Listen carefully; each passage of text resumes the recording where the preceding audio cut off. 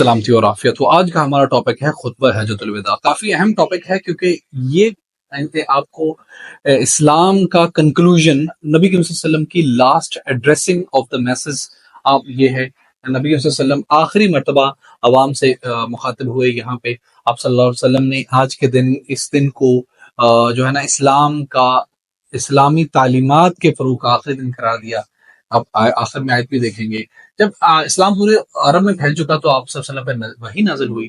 جب وحی نازل ہوئی تو آپ صلی اللہ علیہ وسلم نے کو اس بات کا اندازہ ہو گیا کہ آپ کا کام مکمل ہو چکا ہے. آپ صلی اللہ علیہ وسلم نے تمام قبائل کو اطلاع دی. 1,14,000 کے قریب لوگ نکلے. مکہ کے قریب پہنچ کے جب کعبہ پہ آپ صلی اللہ علیہ وسلم کی نظر پڑی تو فرمایا اے اللہ اس گھر کو اور شرف عطا فرما. اس کے بعد طواف کرنے کے لیے نکلے، صفا کے مقام پہ گئے اور فرمایا اللہ کے سوا کوئی معبود نہیں، وہ لا شریک ہے.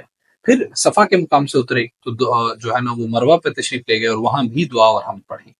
پھر 9 ذی الحج کو نماز فجر کے بعد مسلمانوں کے ساتھ میدان عرفات پر تشریف لے گئے اور ناقہ پر سوار ہو کر، یہ اس کا تھوڑا سا کرکس ہے، خطبہ دیا جس کو اس انسانی حقوق کا پہلا ریٹن منشور بھی کہتے ہیں. اس میں جو ہے نا نئے دور کے بارے میں آپ صلی اللہ علیہ وسلم نے فرمایا جاہلیت کے تمام دستور و مراسم میرے پاؤں کے نیچے ہیں، مطلب وہ ختم ہو گئے. پھر آپ صلی اللہ علیہ وسلم نے برابری کے بارے میں فرمایا لوگوں بے شک تمہارا رب ایک ہے، تمہارا باپ بھی ایک ہے. سو کسی عربی کو کسی اجمی پہ، کسی اجمی کو کسی عربی کو پہ، کسی گورے کو کسی کالے پہ، کسی کالے کو کسی گورے پہ کوئی فوقیت حاصل نہیں. اگر کوئی فوقیت ہے تو وہ تقوی کی بنیاد پہ، مطلب رنگ نسل کی بنیاد پہ نہیں، آپ کی اچھائی کی بنیاد پہ فوقیت ہے. غلاموں کے بارے میں آپ صلی اللہ علیہ وسلم نے فرمایا غلاموں کے ساتھ برابر کا سلوک رکھو، جو خود پہنو ان کو پہناؤ، جو خود کھاؤ وہ ان کو کھلاؤ.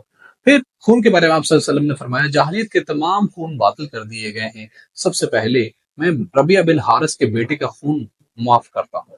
سود کے بارے میں آپ صلی اللہ علیہ وسلم نے فرمایا جاہلیت کے تمام سود باطل کر دیے گئے ہیں، سب سے پہلے میں اپنے خاندان سے عباس کا سود معاف کرتا ہوں. نبی صلی اللہ علیہ وسلم نے عورتوں کے بارے میں اس خطبہ میں فرمایا عورتوں کے معاملے میں اللہ سے ڈرتے رہو، تمہارا عورتوں پر اور عورتوں کا تم پر حق ہے، لہٰذا ان سے نرمی اختیار کرو اور مہربانی سے پیش آؤ. پھر رسول صلی اللہ علیہ وسلم نے فرمایا جس طرح تم پر اس مہینے کی حرمت ہے اسی طرح تمہارا خون، تمہارا مال ایک دوسرے پر حرام ہے.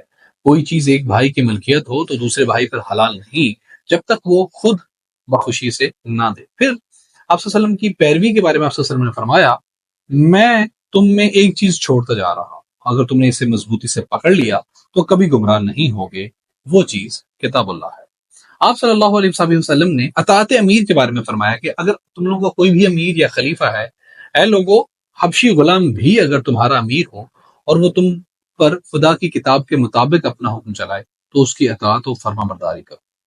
پھر آپ صلی اللہ علیہ وسلم نے اپنے فرمایا کہ اپنے پروردگار کی عبادت کرو، 5 وقت نماز ادا کرو، رمضان کے مہینے میں روزے رکھو اور میرے احکامات کی اطاعت کرو.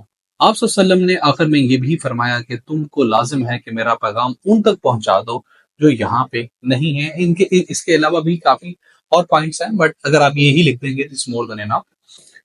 خطبے کے بعد آپ صلی اللہ علیہ وسلم نے صحابہ سے پوچھا قیامت کے دن جب اللہ تعالیٰ تم سے میری نسبت پوچھے گا کہ محمد نے کیا کیا تو آپ کیا کریں؟ صحابہ کرام نے عرض کی کہ ہم اللہ کو یہ کہیں گے کہ آپ نے اللہ کا پیغام ہم تک پہنچا دیا، آپ نے جو آپ بہت اچھے طریقے سے اللہ پاک کا پیغام ہم تک پہنچا دیا اور حق ادا کر. سو اس کے اینڈ پہ آخر میں جو آیت نازل ہوئی وہ تھی الیوم اکملت لکم دینکم واتممت علیکم نعمتی ورضیت لکم الاسلام دینا، کہ آج میں نے تمہارے دین کو مکمل کر دیا، تم پر اپنی نعمت پوری کر دی اور تمہارے لیے دین اسلام کو پسند کیا. So it was the last revelation on the Prophet peace be upon him on 9 Zilhaj. After this in 632 Prophet peace be upon him وہ دنیا سے پردہ فرما گئے. اور this was all about خطبہ حجۃ الوداع پاکستان.